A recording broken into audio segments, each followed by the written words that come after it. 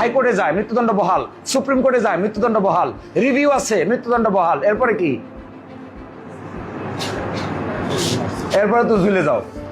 খন্দকার সাহেব গল্প কইতো, এক লোক হাইকোর্টে মামলা গেছে, উনি আর্গুমেন্ট করছে কিন্তু ওনার কথা শুনে নাই, মৃত্যুদণ্ড বহাল। স্যারকে গিয়ে বলছে, স্যার এবার কি করব? বলছে আপিল করব। আপিল করছে, 8 বছর পরে আপিলেও মৃত্যুদণ্ড বহাল। বলে স্যার এবার কি করব?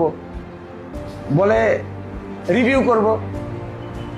6 মাস পরে রিভিউ পিটিশন খারিজ। বলে স্যার এবার কি করব? বলছে আল্লাহর নামে ঝুলে যাও। ঝুলে যাও কয়ে বসে থাকে নাই, বলছে আমি তোমার জন্য একটা কিউরেটিভ পিটিশন দায়ের করব। দেখেন, কিউরেটিভ পিটিশন, এটা বাংলাদেশের ইতিহাসে দ্বিতীয় কোনো আইনজীবী খুঁজে পাবেন না কারো সাহসে কোলাবে, যে একটা রিভিউ পিটিশন ডিসমিস হয়ে যাওয়ার পরে আর একটা কিউরেটিভ পিটিশন ফাইল করা যায়। এরকম বীর পুরুষ বাংলাদেশে খন্দকার মাহবুব হোসেন ছাড়া আর কারো মাথায় এটা আসবে না। গিয়া একটা কিউরেটিভ পিটিশন ফাইল করেছে, আমাকে বলে তুমি কিউরেটিভ পিটিশন ড্রাফট করো। আমি বললাম কিউরেটিভ পিটিশন কি? বলছে আমি যা কইছি খালি লেখো। কিউরেটিভ পিটিশন বলে ভারতীয় জাজমেন্ট দেখো, ইন্ডিয়ান জাজমেন্ট। খুঁজে দেখলাম ইন্ডিয়াতে ইতোমধ্যে এক বুদ্ধি আবিষ্কার হয়ে গেছে, সেই বুদ্ধির নাম হলো কিউরেটিভ পিটিশন। বললাম আপনি কোথায় পাইলেন স্যার এটা? আমি পত্রিকায় পড়ছি।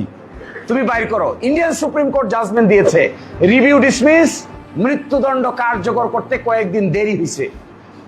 ইন্ডিয়ান সুপ্রিম কোর্টে গিয়ে রিট পিটিশন ফাইল করেছে, রিট পিটিশন ডিসমিস, দেন কিউরেটিভ পিটিশন ফাইল করেছে।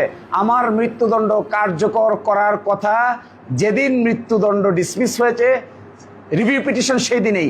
আপনি আমাকে 15 দিন মৃত্যুর ঘন্টা চোখের সামনে বাজাইছেন, এক এক দিনকে মনে হয়েছে এক এক বছর।